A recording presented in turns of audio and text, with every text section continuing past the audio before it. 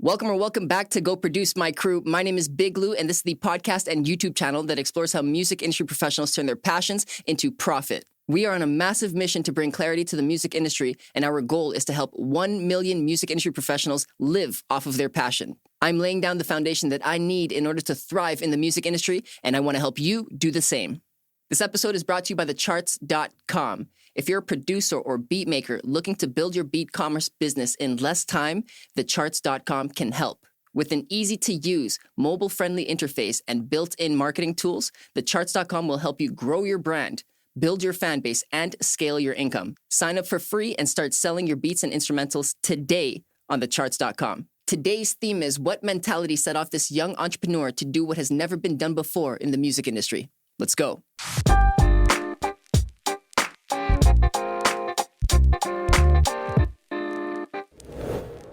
Known for having founded Rockfest in 2005, then 17-year-old Alex Martel quickly put together the largest rock festival in Canada, welcoming thousands of music fans from around the world. The Montebello kid rose to prominence thanks to his unique background, his entrepreneurial success, his proximity with festival-goers, and the world tours that he's gone on with his band, Deadly Apples. Alex has won countless tourism and cultural awards, as well as participated in several high-profile interviews across Canada, including this one. Go Produce, this is Alex Martel. Yes, super honored to have you here, Alex. Thank you so much for being here. I want you to know that we do very much appreciate your time, so let's go ahead and make the most of it and go produce, shall we? Yeah, well, thanks for having me. It's an honor to have you here. The first segment that we're going to start off with is called The Basics. I thought you were more of a performer. No worries here. Just teasing. I like to dance. Was hoping to see if you would dance, but we'll go into the question category. I can do a mosh pit, but it's going to be a little hard by myself. Fair enough. Troubling times here. What is your first musical memory? I guess it's probably when I was a kid and my dad would listen to Phil Collins and Genesis all the time. I guess that's probably my earliest memory. And I'm actually going to see them this fall with my dad. They're coming, well, if it's allowed with the pandemic, but yeah, it would be my first time seeing Genesis. So yeah, that was my first music memory, I think. That's awesome. Is there a particular song that stands out for you? I guess I really like, lately I really like Tonight. There's just something like dark about that song that I really like. And just that whole Invisible Touch album. I know it's like one of their most commercial albums, but I just really like it. There's some really cool stuff on there. The long one, Domino. I forget what's the other one. The Brazilian, the last one on the album. Just a great album. Yes, no, superb work. My mom is actually a huge fan of Phil Collins as well, so I can relate with that. Do you think that relationship with your dad at that age kind of created the perfect storm for which you can pursue what you did? I guess so. And I remember like when I was a kid, I used to prepare concerts for my parents. So basically they would sit in the living room and I guess the dining room was like a few steps up. So I would have them sit in the living room and I'd be like up those stairs pretending it was a stage, and I'd like give performances, and I don't remember exactly what I did, but I guess I would like dress up and do a bunch of random stuff. So I guess I was always attracted in some way to anything that had to do with like a performance or arts, basically. That's awesome. You were visualizing at such a young age and you didn't even realize what you were doing. Because you were there for so much time, like this is essentially your whole life. What was the first lesson that you learned from the industry side? Well, I don't know if it's a lesson, but one thing that comes to mind is the very first year of Rockfest. It was just like a one night thing for the first year. So we had like 3 bands, and we had like a tornado hit the festival site during the afternoon when we were doing sound checks.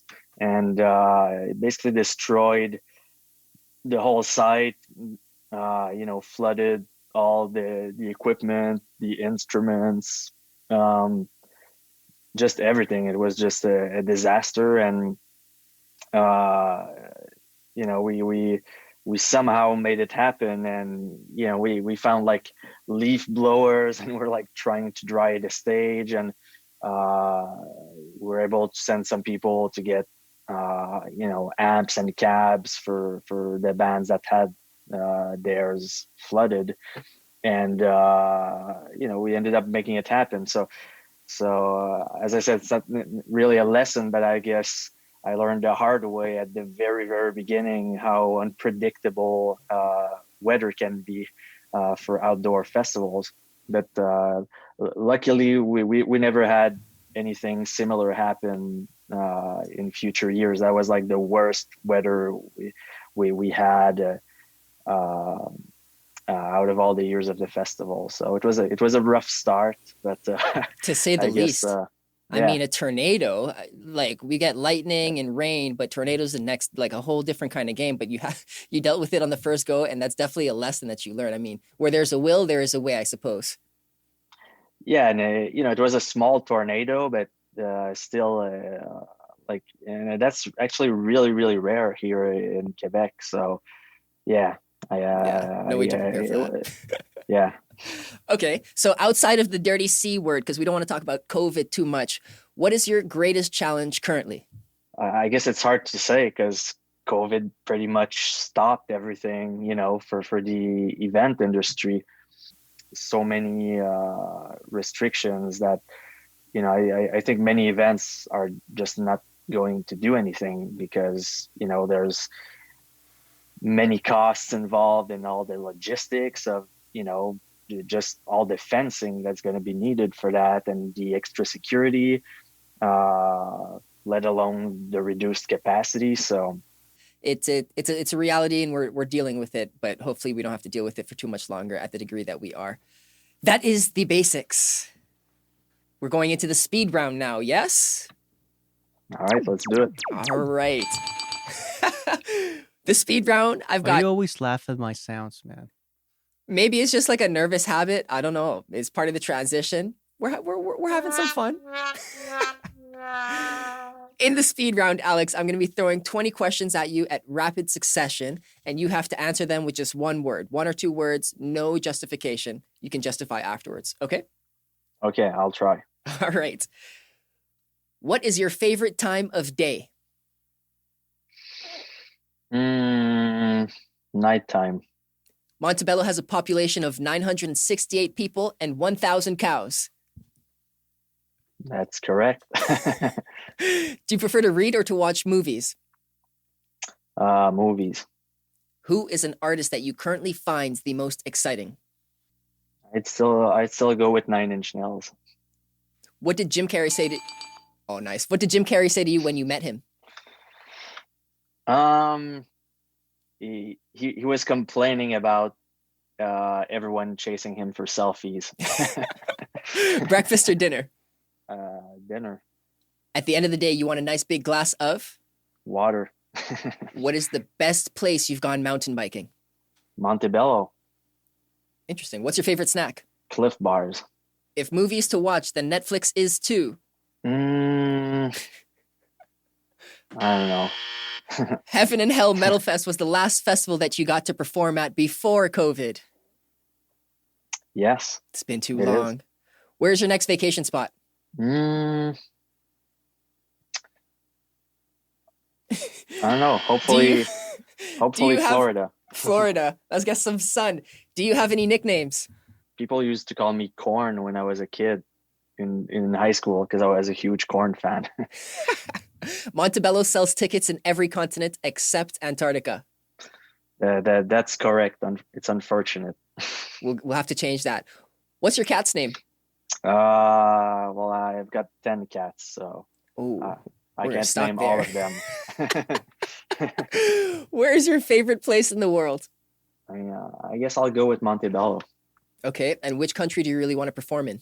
Not a country, but all over Europe. Fair. Would you go to the moon? Sure, why not? What is your favorite genre outside of rock?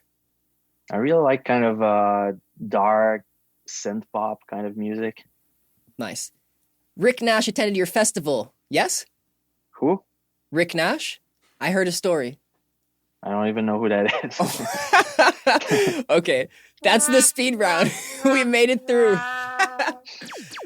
So you said Montebello is the best place to go mountain biking, and it's also your favorite place.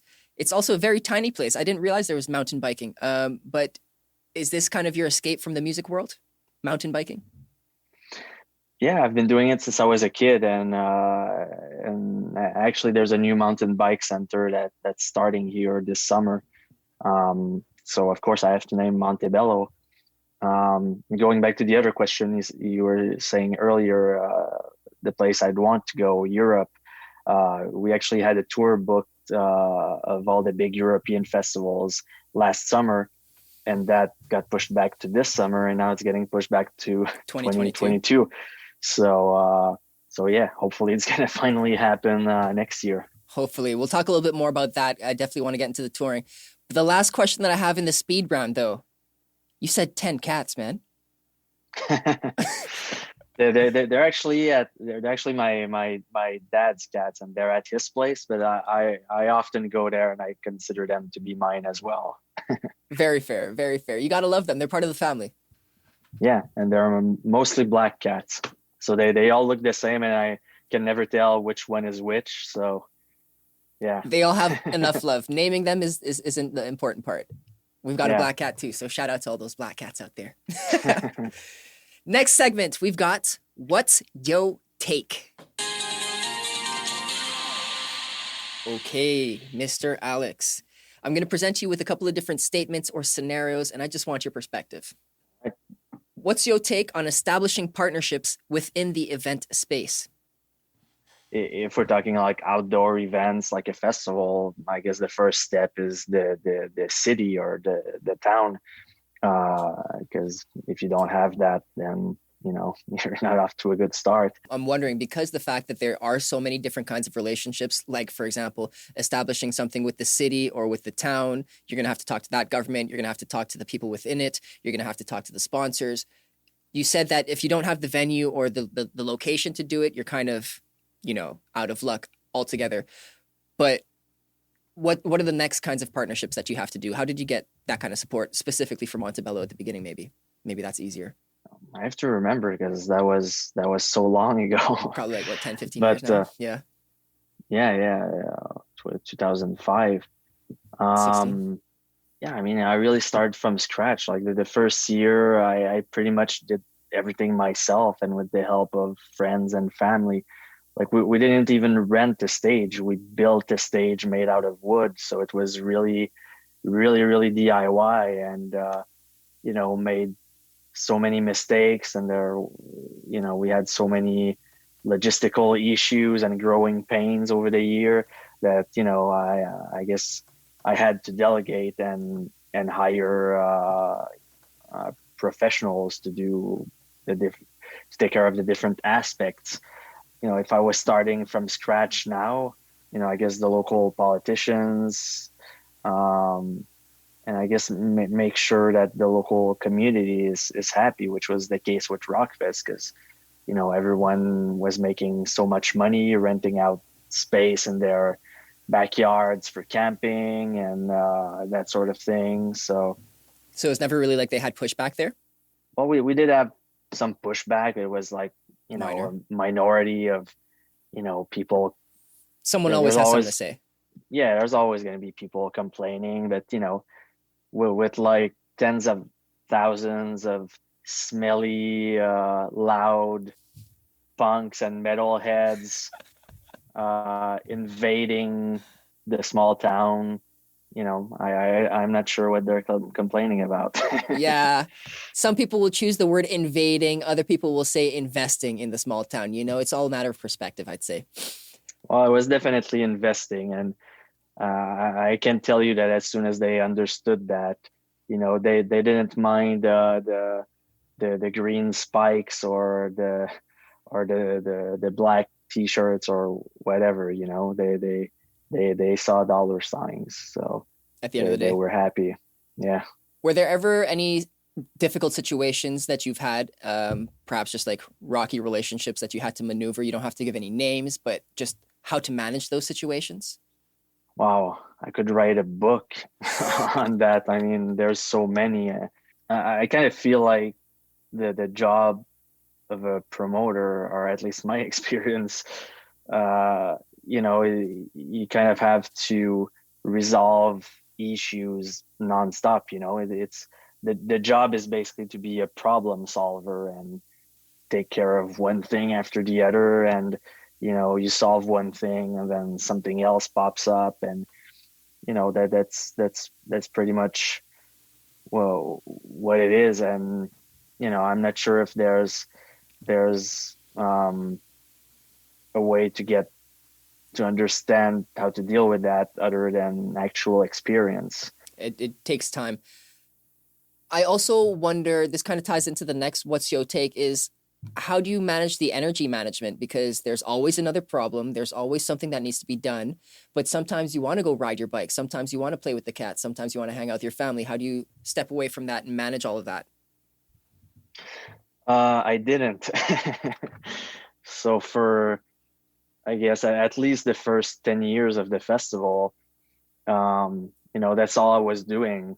Like, from the moment I woke up until I passed out, because I was too tired, and then I'd start over the next day. So yeah, it was definitely a lot of sacrifices, and Red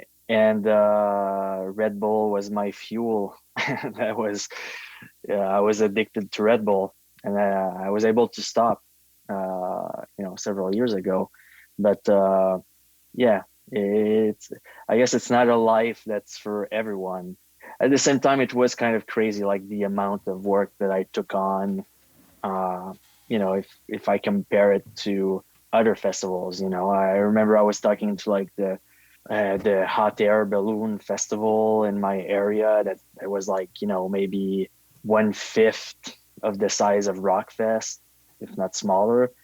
And they had something like 20 full-time employees year round, with Rockfest, aside from the people we'd hire like during the peak times, it was basically just me and someone assisting me, and that was it. So I guess it was kind of crazy, the amount of work that I took on. But at the same time, we didn't have, just to use that festival that I mentioned as an example, they get like massive funding from their city, and they get huge grants, and it's kind of like more of a family fair type of thing.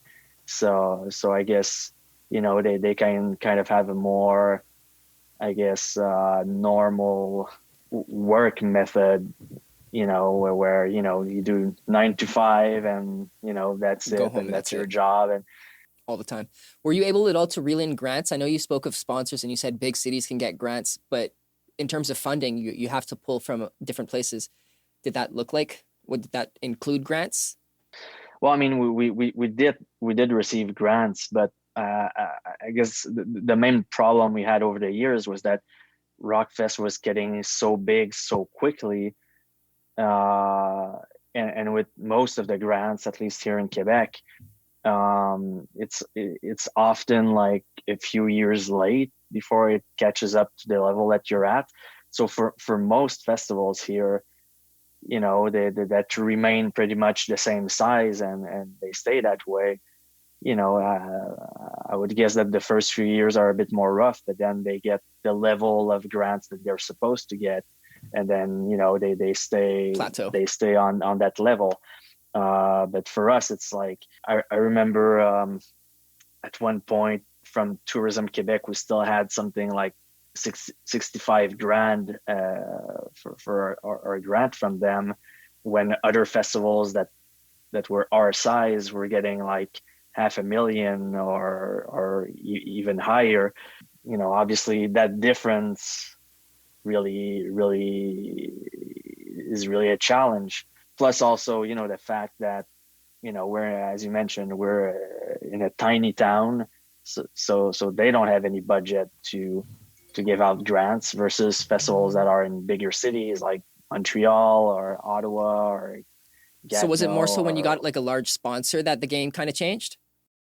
we've been with Budweiser for a long time. How Red were you able Bull. to secure that relationship? Just curious. Well, it helps when you're the festival in Quebec that sells the most beer over a weekend. So yeah, I think we beat several records of beer selling over the years. But yeah, I guess it was kind of harder over the years to get more, I guess, mainstream sponsors. Something like a bank or a car company, because usually when those sponsors target markets, they target big cities, and we're in Montebello, so even if we draw people from all those big cities, for them it's not the actual city where they're supposed to invest their budget. So just the location was often An extra challenge. yeah, exactly. That's wild. Okay. And then so you're trying to grow the actual event. You're trying to understand all of the different aspects of it, but you're also a little bit trying to be an artist, but that was kind of put on the back burner. It was a little bit of a sacrifice, one of the sacrifices you said. But you recently started again. 2017, you opened your festival and you're doing the artistry again. So this is what led to the touring that will be happening in Europe next year, most likely.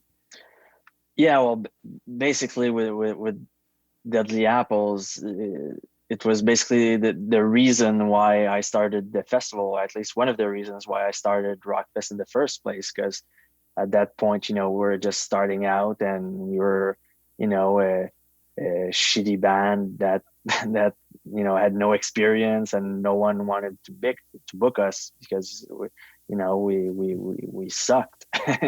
And I just figured, I'll just put together my own festival, and then I can book us. So we were actually the first band that opened the first Rockfest in 2005, but then Rockfest was like becoming so massive that it just took all my time. So I had to focus on that.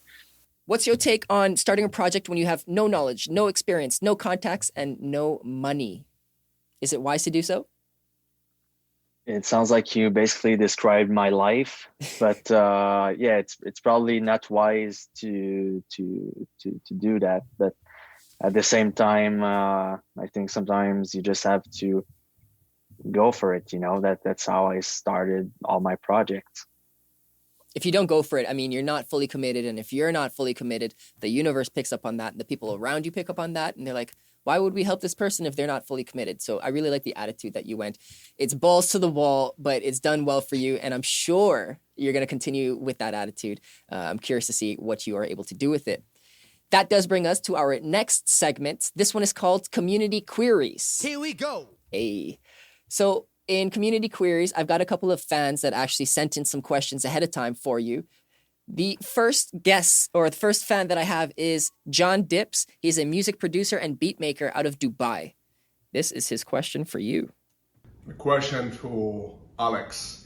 If you had to set up and start this rock festival, today in 2021, given the current, circumstances of the current reality that we are facing, how would you go about it? I'd probably just do something else. That's a good point. I mean, like, just because the environment, the climate isn't ideal for it, or is that something you would push off, or is just not smart? Well, I mean, it's such a hard industry, and it was even before the pandemic. I think most people, they might look at it and think, oh, it's gonna be easy and fun and glamorous or whatever. But it's not. It's a lot of work. It's a lot of commitment. It's a lot of sacrifices. So, it's really not made for everyone. So I know it's probably not good advice to hear, but when people ask me, what's your advice, I always tell them to do something else. It's raw and it's And honest. I'm just being honest and saying, that that's the reality. Yeah, you're not saying you can't do it. It's just like reconsider. Nice. Yeah. Thank you, John Dips, for that question. You can find him on Instagram at john.dips.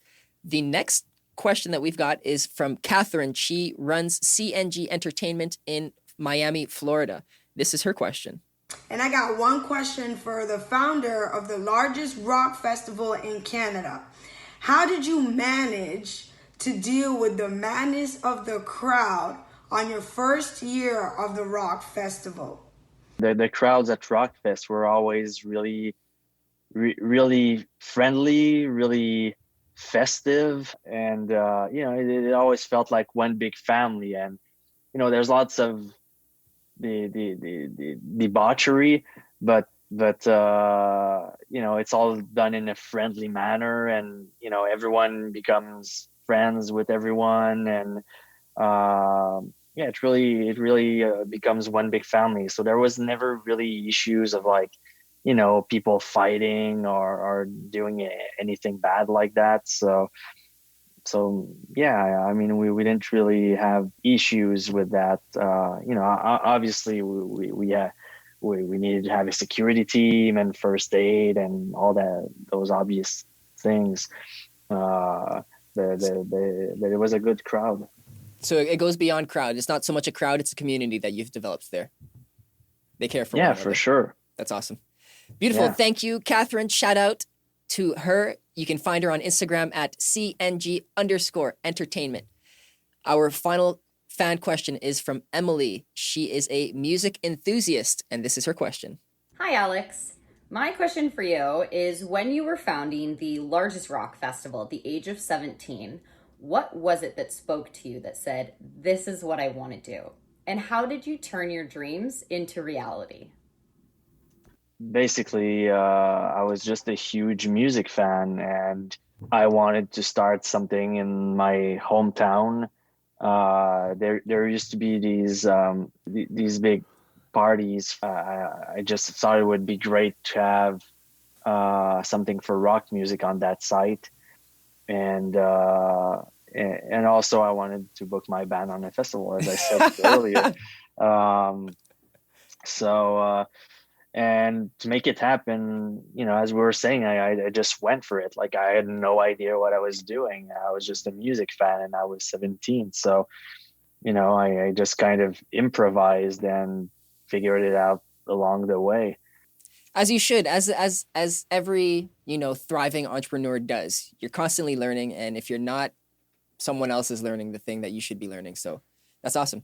Thank you so much for that answer. Thank you so much, Emily, for that question. You can find her on Instagram at MallyFillsXX. I don't even know how to spell that, but that's Emily. Our final segment is Clear the Air. In this segment, Alex, I want you to bring clarity to these slightly more dense questions. So, what is the moments that you will never forget from this specific time period of planning Rockfest? What comes to mind is, when we start setting up and you can actually see the site being built and everything, it kind of makes everything become real in a sense, because, it's 1 year of planning, 1 year of doubts and stress and issues to fix. And so actually seeing it like physically being built, it's like, all of that work slowly comes to life. And also when, I see the small town get taken over by all these festival goers and get just totally transformed. When I'm used to living here year round and seeing it, pretty calm and quiet, and realizing like, oh shit, like, I did this, like, this is what I've been working on the whole year, and here's the result. It's it's a pretty crazy feeling, and it's definitely something I'll never forget. Totally makes sense. How do you manage logistical nightmares, like avoiding those throughout your events? I guess the best thing I could say for that is just to hire people, hire the right people, basically that already have experience, uh, and that are professionals in their fields, and that can properly plan all these things. Because as I mentioned earlier, Rockfest was getting massive very, very quickly. Was it And 2013 that it spiked almost? well, 2013 is like it's almost like the infamous year of, overflowing porta potties and, many logistical issues. And that's the year that it really started blowing in popularity. And, we tripled the attendance from the previous year. And it was pretty much madness. But yeah, that was the specific year that we had the most growing pains, and we got slammed for it. And the following year, I hired the team of the Quebec City Summer Festival to come help us kind of restructure all the logistics and production. We brought in the same team as the Ottawa Blues Fest to handle, I guess, the more on-site logistics. And then we had another company called Orchestra who do the Get No Beer Fest and other events. They took care of all the logistics for outside the main festival grounds, so the camping, the parking lots, and all that stuff. And yeah, basically we just had to restructure everything, and the following year we managed to, fix everything. But at the same time, it's never perfect, and there's always issues that are going to pop up every year, or things that, perhaps worked one year and for whatever reason it doesn't work the following year because either the attendance is bigger, or something changed, or so it's I guess my point is that it's always evolving in some way. And There are lots of variables, I imagine. yeah, Would exactly. you, in hindsight, knowing all of this that you know now, would you advise someone to try and sell more tickets to try and cover these kinds of things? At least maybe try and sell more than they've previously accounted for? Well, the goal is always to sell more tickets, I guess. And that year we actually had to stop selling tickets because we I guess we saw that we were getting at capacity. And if we had continued selling tickets that year, the logistical issues we had would have been even bigger. But in a sense, that kind of helped for the following year, because then people were more in a hurry to purchase tickets, knowing that the previous year was sold out. So, there's always two sides, I guess, and that helped on the ticket sales. That's awesome. So we spoke a little bit about the more difficult parts of this experience. While doing my research, I saw that you were able to meet Marilyn Manson, and this was actually one of your favorite encounters. You said, can you share a little bit about why, or what happened then? Well, just because, and the same can be said about like so many bands that played Rockfest. Korn comes to mind. Who else? The Offspring, Deftones. I mean, you gotta keep in mind that first and foremost, I'm a music fan, so getting those bands that I grew up listening to while I was like skateboarding in Montebello, they're now playing, almost literally in my backyard. So, just having them in my hometown, and being able to meet them and become friends with some of them, it was a really rewarding feeling, I guess. And same as seeing all the festival goers, take over the town and just transform it, and just seeing that happen. I guess it just, to me, that was always the real payment. That was my reward after a year's work, basically. Absolutely. I like that. And we can use that to transition into one of the final clear the air questions. Music festivals can be lucrative, but can you clear the air on that? Because they aren't always that. And it's not just about the money too, because you can benefit from other forms of activity through this, right? I guess that was a big misconception for many years with Rockfest, that people always saw how huge it was and the massive headliners we had every year and everything. And they always thought, oh, they're like bathing in money, but the reality is the expenses were massive. The artist fees were going up. Plus, the issue we have in Canada is the exchange rate. So, we have to pay all these artists in USD. So, a band that costs $1 million, you have to add 33% on top of that, or whatever the exchange rate is. And now, it's 1.3 million instead of 1. So when you have a budget of $10 million or more, that quickly adds up. So I guess my point is that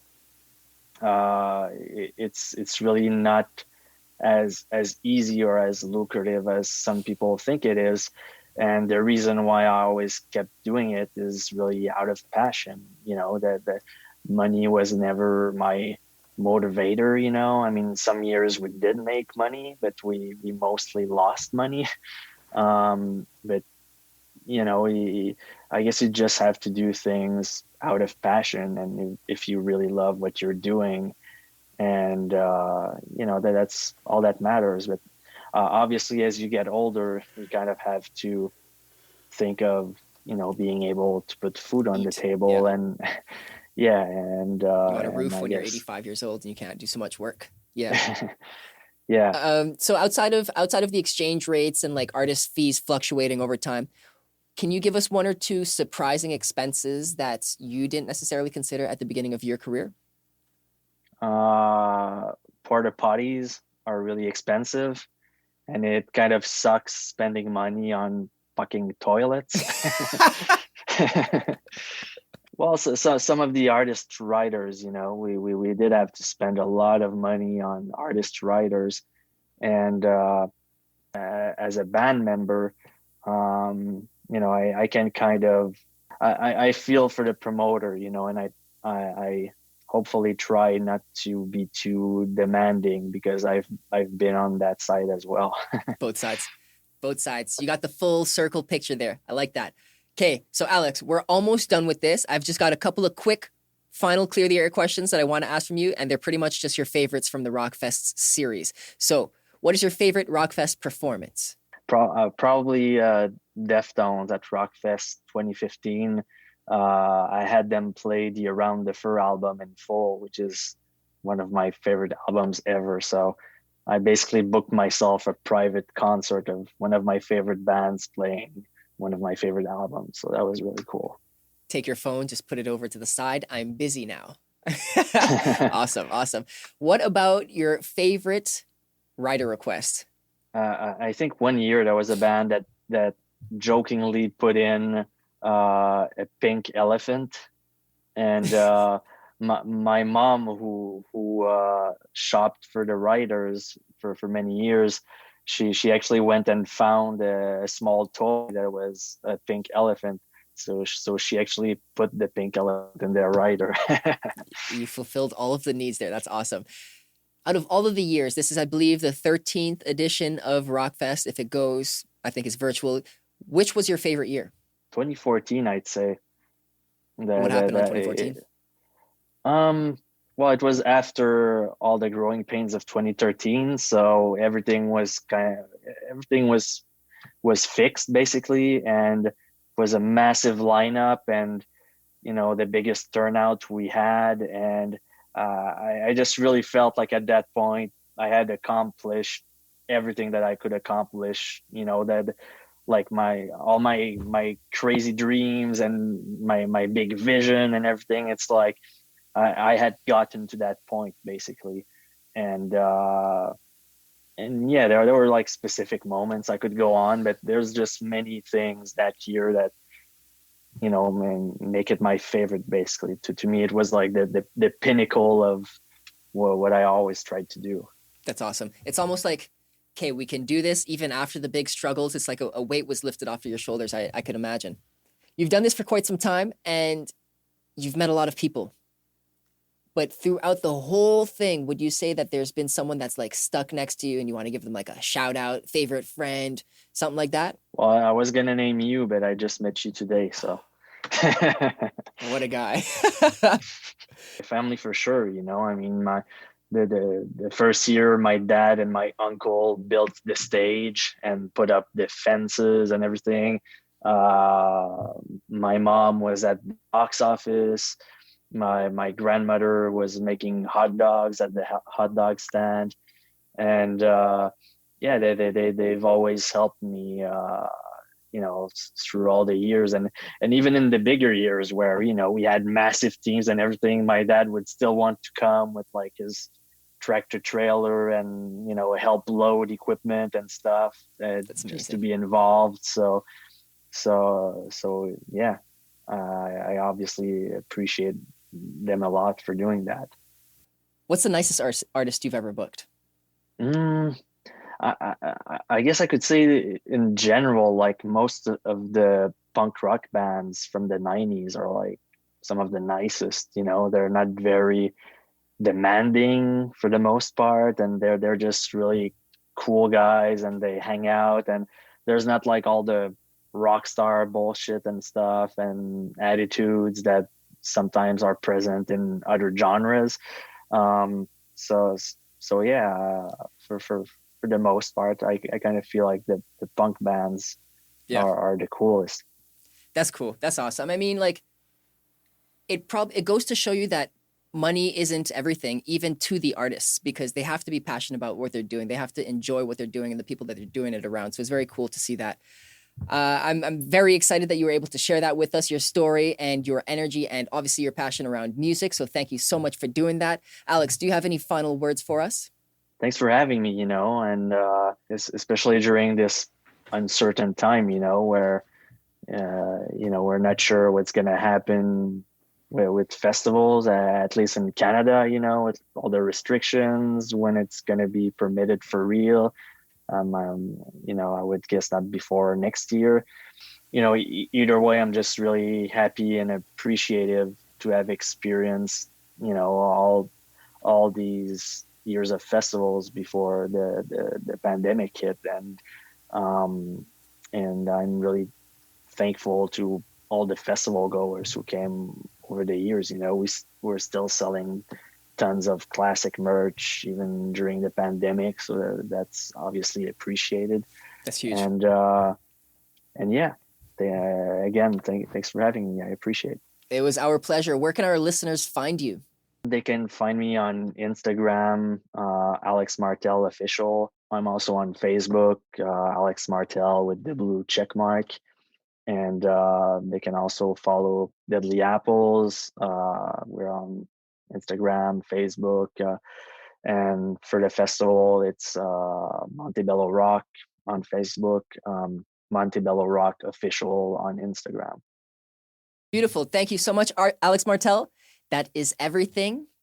We out. This episode is brought to you by thecharts.com. If you're a producer or beat maker looking to build your beat commerce business in less time, thecharts.com can help. Remember that you can sign up for free and start selling your beats and instrumentals today at thecharts.com. Big shout out to all parties involved. You can find more value at our website at goproduce.ca. Connect with me on Instagram at go.produce. If you're on YouTube, hit subscribe. If you're on Apple or Spotify, make sure to hit download. This will really help us grow our community. I'm Big Lou, and this is Go Produce.